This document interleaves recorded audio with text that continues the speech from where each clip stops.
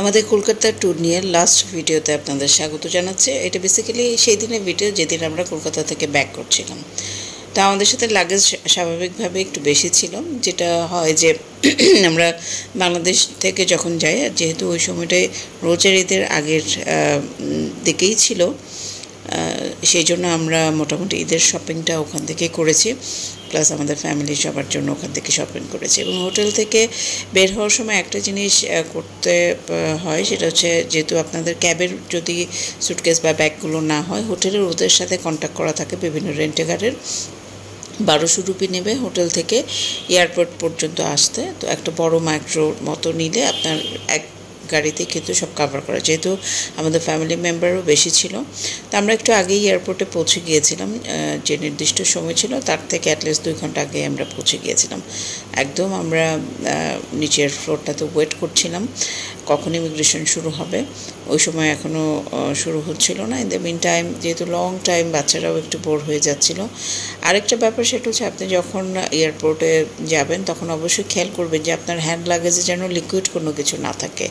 লিকুইডের মধ্যে থাকতে পারে কোল্ড ড্রিঙ্কস, যেমন আমাদের কোল্ড ড্রিঙ্কস ছিল বাচ্চাদের ব্যাগে, তো ওইটা কিন্তু আমাদের ফেলে দিয়ে আসতে হচ্ছে। ওইটা ওরা কেউই নেবে না, কিন্তু ফেলে দিতে বলবে একদম। ওখানেই আপনাকে বোতলটা খুলে নিজের হাতেই আপনাকে ওটা ফেলে দিয়ে আসতে হয়। তো আমরা এয়ারপোর্টে ঢোকার পরে এই বাসটাতে করেই আমরা প্লেনের কাছে যাই। এবং ওখানে প্রসেসটা আসলে, টিকিটটা আমরা যখন গিয়েছিলাম তখন টিকিটের প্রাইসটা কিন্তু অনেক বেশি ছিল। আপনাদের যদি আসলে প্ল্যান থাকে তাহলে আগের থেকে খেয়াল রাখবেন, যখন নোটিফাই করবেন মাঝে মাঝে আছে এয়ার টিকিটের প্রাইসটা একদম অনেক কমে দেওয়া হয়। তো ওই সময়টা যদি আপনারা বুক করে রাখতে পারেন সবচেয়ে বেস্ট। তা আমাদের ওরকম যেহেতু সাডেন একটা প্ল্যান ছিল, ছুটি ওরকমভাবে ম্যানেজ আমরা করতে পারিনি, যার জন্য যেটা হয়েছিল যে আমরা একটু হাই রেঞ্জ দিয়েই আমাদেরকে টিকিট পারচেস করতে হয়েছে। তো এই জন্য আমরা ওয়ান ওয়েতেই বেসিক্যালি যখন ব্যাক করি তখনই আমরা ইয়ারে আসি। এখানে একটা জিনিস অবশ্যই খেয়াল রাখতে হবে যে আপনারা যে ওয়েটটা, আপনাদের টিকিটে যে ওয়েটটা দেওয়া থাকে, ওই ওয়েটটা কোনোভাবেই আপনারা ক্রস করবেন না। এটা যদি করেন তাহলে সাংঘাতিক রকম একটা এম্বারেস সিচুয়েশনে পড়ে যেতে হয়। আমি অনেকেই দেখেছি যারা ওভার ওয়েটেড হয়েছে এবং তাদের জিনিসগুলো কিন্তু ফেলে আসতে হয়েছে। ওগুলো অল্টারনেট কোনো ব্যবস্থা ওই মুহূর্তে ইনস্ট্যান্টলি আমি কাউকে করতে দেখিনি।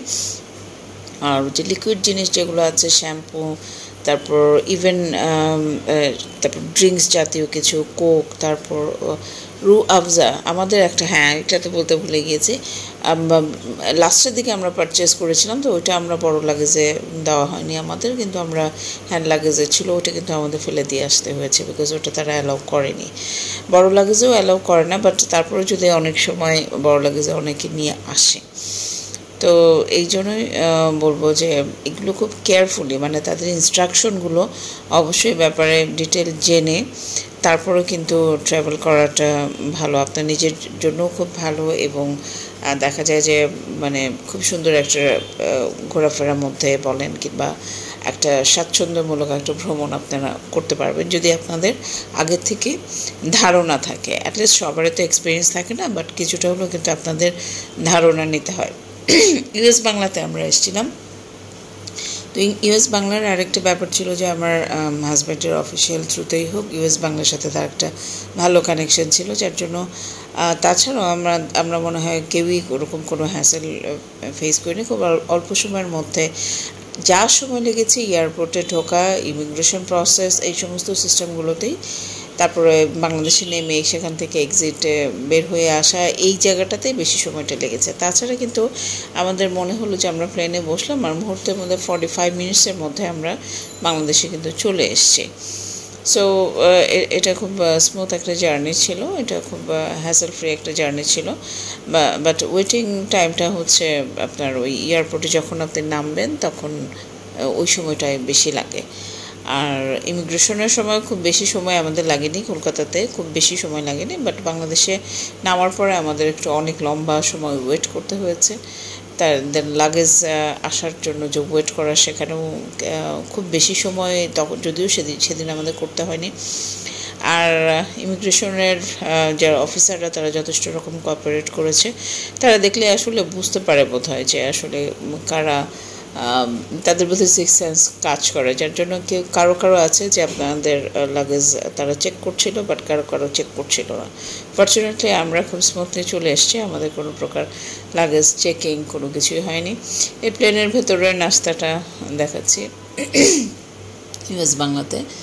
তো একটা স্যান্ডউইচ ছিল, বিস্কিট ছিল, পানি ছিল। তো এত অল্প সময় তো ওভাবে সাথে সাথে আমরা নাস্তাটা করে ফেলেছি। আর আমরা হোটেল থেকে বের হওয়ার পরে অনেকটা সময় যেহেতু ছিলাম বসে, তো আমাদের মধ্যে একটু হাংরি ভাবটাও কিন্তু ছিল, যার জন্য আমরা খুব প্যাকেটটা পেয়ে আমরা 4 জনে খেয়ে ফেলেছি।